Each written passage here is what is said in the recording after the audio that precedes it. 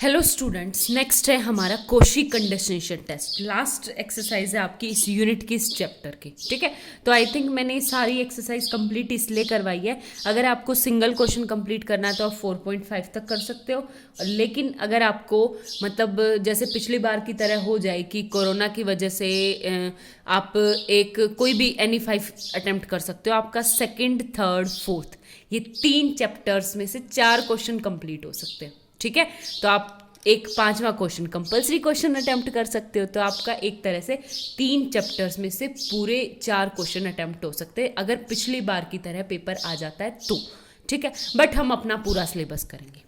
कैसे करेंगे देखो, इसने कहा कोशी कंडेंसेशन टेस्ट क्या कह रहा है, if a n is greater than equal to a n plus 1, यानी ये टर्म तो ये कह रही है कि आपका मोनोटोनिकली डिक्रीजिंग होना चाहिए, and greater than equal to 0 यानी पॉजिटिव टर्म होनी चाहिए फॉर ईच एन, हर एक एन के लिए। Then the series summation a n and summation n equal to 1 to infinity 2 की पावर एन ए 2 की पावर एन कन्वर्जेंट और डाइवर्जेंट टुगेदर। मतलब ये क्या होगी, कन्वर्जेंट और डाइवर्जेंट क्या करेगी, बिल्कुल टुगेदर करेगी। इसका मतलब पता है क्या है, जैसे मेरे पास था कि मेरे पास सीक्वेंस ए एन क्या थी, A1 A2 A3 A4 A5 A6 A7 A8 up to infinity चल रहे थे ना। तो मैं इन्हीं में से उठा के कुछ टर्म्स यानी 2 की पावर n A2n, यानी सबसे पहले A 2 की पावर 1 यानी 2 की पावर 1 A2, फिर 2 की पावर 4 2 की पावर 2 इंटू A2 की पावर 2, फिर 2 की पावर 8 2 की पावर 3 इंटू A2 की पावर 3। इस तरह इनमें से कोई सेलेक्टेड टर्म्स उठा ली और उनको उनकी पावर से ही मल्टीप्लाई कर दिया। ठीक है, एक तरह से ये लगा लो एक नई सीक्वेंस बना दी। अब एक इसने कहा कि इसकी सीरीज ए एन है और इसकी सीरीज ये है समेशन 2 की पावर एन, ये कन्वर्जेंट और डाइवर्जेंट टुगेदर करेंगी। मतलब ये कन्वर्जेंट करेगी तो ये भी, ये डाइवर्जेंट करेगी तो ये भी, आपस में बिल्कुल साइमल्टेनियस है। ठीक है, इसके लिए देखते हैं, प्रूफ करके देखते हैं। तो सबसे पहले ए एन आपके पास सीक्वेंस है, ये इसकी सीरीज बनाओ यानी एस एन होगी। मेरे पास क्या आती है, A1 plus A2 plus A3 up to कहाँ तक, AN तक। ये है मेरी सीरीज। इसको लेके मैंने सीरीज बनाई सिग्मा एन। वो क्या होगी आपके पास, फॉर एग्जाम्पल मैंने ले ली 2A2 प्लस वही देखो 2 की पावर 2 A2 की पावर 2 प्लस 2 की पावर 3 A2 की power 3 plus up to last में देखना 2 की पावर n A2 की पावर n। आई बात समझ में, ये है इसकी सीरीज। हो गया क्लियर। अब एक बात बताओ, सबसे पहले हम फर्स्ट केस लेके चले, लेट ये वाली सीरीज कि समेशन 2 की पावर A2 की power n is a convergent. मैं इसको क्या लेके चलूं, कन्वर्जेंट। ठीक है, अगर ये कन्वर्जेंट है तो एक बात बताओ, ये क्या होगी, एक तो बाउंडेड होगी और इसके ऊपर मैं लिमिट लगाऊंगी तो वो क्या एग्जिस्ट करेगी, फाइनाइट। ठीक है, अगर ये बाउंडेड है तो इसकी हर एक टर्म यानी क्या आ गई मेरे पास, सिग्मा एन होगी। वो क्या होगी, किसी ना किसी के से छोटी होगी, लेस देन इक्वल टू, क्योंकि लीस्ट अपर बाउंड भी एग्जिस्ट करेगा और ग्रेटेस्ट लोअर बाउंड भी। तो ये क्या आ गई, लेस देन इक्वल टू के मैंने इक्वल लेगी। आगे बात समझ में ले सकती हूँ। अब क्या हो गया आपके पास, S N equal to A1 plus A2 plus up to AN है, ये है। इनमें से मैं 2 टर्म्स, कुछ एक टर्म्स ले लूँ, कौन सी कहाँ तक जाना है कि n को 2 की पावर k प्लस 1 तक। ठीक है, 2 की पावर k प्लस 1 तक। यहाँ पे ये k है तो इसको आप मतलब क्या मान लो, फॉर एग्जाम्पल l मान लो या p मान लो, तो l मान लो इसको मैं। ठीक है, तो n को मैं कहाँ तक घुमा सकती हूँ, n A1 plus A2 plus up to कहाँ तक, a 2 की पावर k प्लस 1 तक। ठीक है, ये हो गया।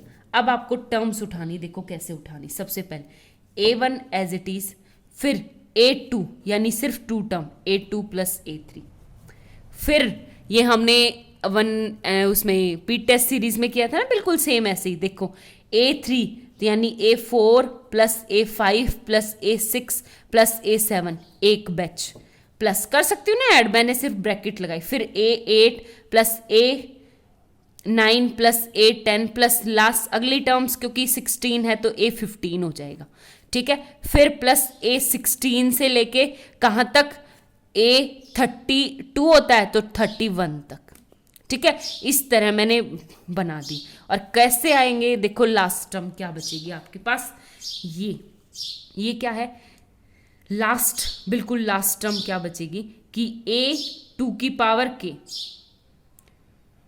ये देखो 2 की पावर 1 प्लस 1, 2 की पावर यानी A2 की पावर k, ठीक है।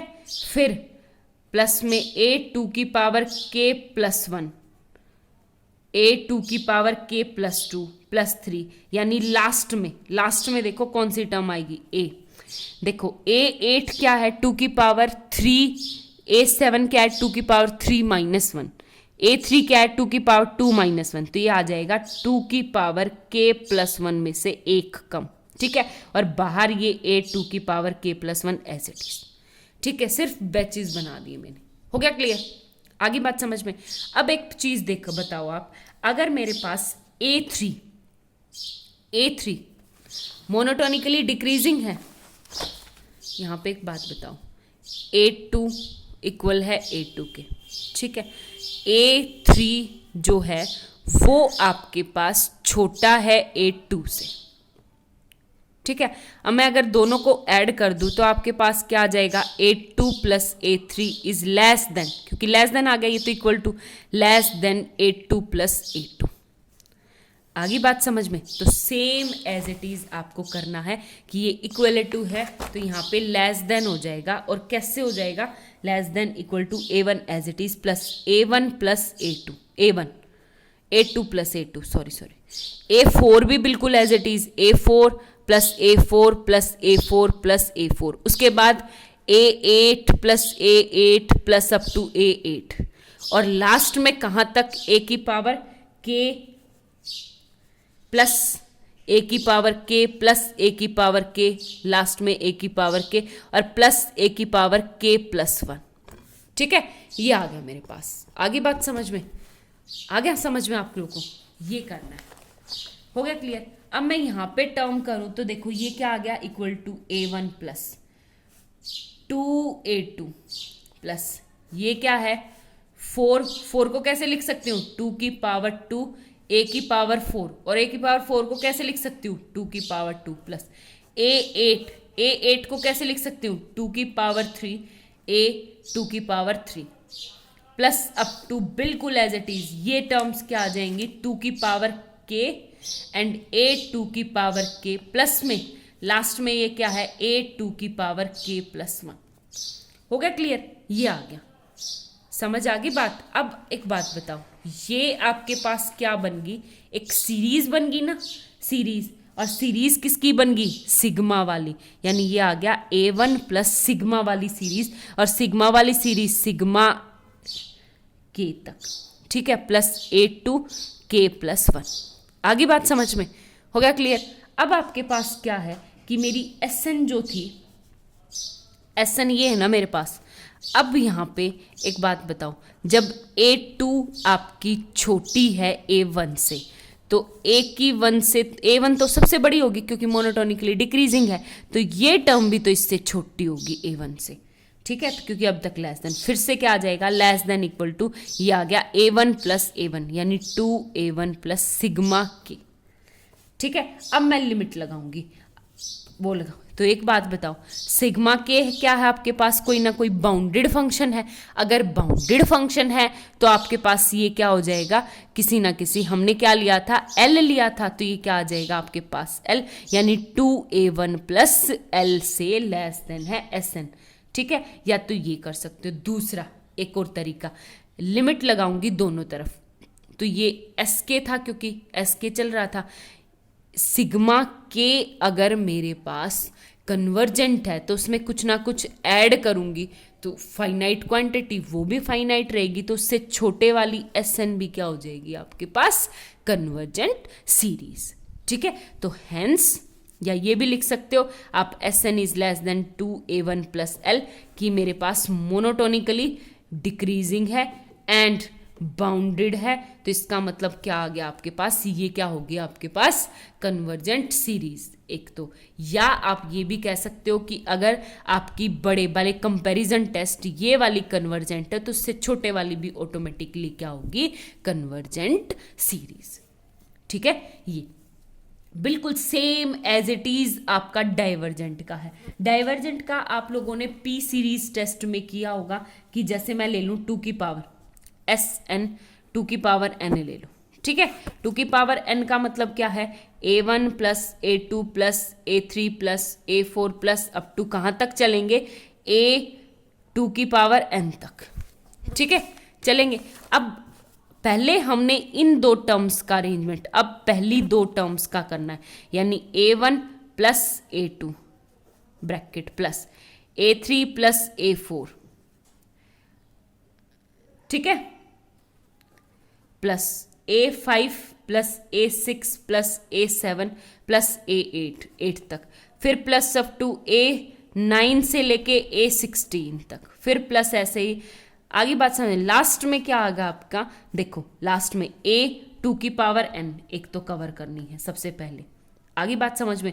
और उससे पहले देखो क्या होगा आपके पास, ये क्या है, ये देखो 2 की पावर 1, 2 की पावर 1 प्लस 2 की पावर 1 प्लस 1, 2 की पावर 2 प्लस 1, 2 की पावर 3 प्लस 1, यानी a2 की पावर n माइनस 1 में से एक सब्ट्रैक्ट कर दो, सॉरी प्लस कर दो, ठीक है। 2 की पावर n माइनस 1 में एक प्लस कर दो, कर दिया मैंने, आगे बात समझ में। अब इनको एक काम करो, एक बात बताओ, a1 प्लस a2, अगर मैं इनको मतलब a1 मेरा क्या है आपका, देखो देखो हमारे पास क्या है कि अब पहले हमने क्या किया था, छोटे वाले को बड़े वो क्या नाम है, बड़े वाले को छोटे वाले से रिप्लेस किया था, मोनोटोनिकली डिक्रीजिंग था, ग्रेटर देन, इसमें क्या आ जाएगा आपके पास लेस देन, क्योंकि मैं a3 को a4 से रिप्लेस करूंगी तो ये क्या आ गया आपके पास, ये आ जाएगा, ठीक है। तो a1 plus a2 as it is. अब a4 को करूंगी तो ये देखो a4 प्लस a4 क्योंकि डिक्रीजिंग है, फिर इन सबको a8 से a8 plus a8 plus up to a8 तक, प्लस अप टू देखो ये इनको भी किससे 2 की power n plus up to क्या है a की पावर 2 की पावर n, ठीक है। अब ये क्या आ गया 2 की पावर 1, देखो greater than equal to a1 plus a2 plus ये क्या है आपके पास 2 की पावर 1 a की पावर 2 की पावर 2 प्लस 2 की पावर 2, यानी 4 टर्म्स थी क्योंकि 1 2 3 4, तो इनटू 1 2 की power 3 plus up to last में देखना मेन पॉइंट ये है 2 की पावर, यहाँ पे तो बन गया 2 की पावर n, लेकिन जो 2 की पावर 1 2 की पावर 2 2 की पावर n माइनस 1, ठीक है, आगे बात समझ में। लेकिन मेरी सीरीज तो जब बनेगी जो नीचे नंबर है वही क्या होना चाहिए आपका ऊपर होना चाहिए, तो मैं क्या करूंगी इन टर्म्स में सब में एक बार 2 से मल्टीप्लाई और एक बार 2 से डिवाइड। जब मैंने क्या किया यहाँ से first term a1 as it is plus 1/2 से मल्टीप्लाई और 2 से डिवाइड, तो ये आ जाएगा 2a1 प्लस 2 की पावर 2 a2 की पावर 2 प्लस 2 की पावर 3 a2 की power 3 plus up to last में a2 की पावर n और a2 की पावर n तक, ठीक है, आगे बात समझ में। और ये फुल टर्म क्या है आपके पास सिग्मा, यानी a1 ये ग्रेटर देन इक्वल टू था प्लस 1/2 सिग्मा n, ठीक है। तो जो हमारा सेकंड केस है वो हम क्या लेके चल रहे हैं कि जो हमारा सिग्मा है वो आपका क्या है डिक्रीजिंग है। अब एक बात बताओ, जब S2n है ये वाली, जब छोटे वाला डाइवर्जेंट है तो बड़े वाला तो डाइवर्जेंट ऑटोमेटिकली होगा बाय कंपैरिजन टेस्ट, आगे बात समझ में। तो ये क्या हो गया आपके पास S2n भी क्या हो जाएगा आपके पास डाइवर्जेंट, ठीक है। बस यही था आपके पास, ये ज़्यादा इंपॉर्टेंट नहीं है बट मुझे तो इसका प्रूफ करवाना था। Thank you.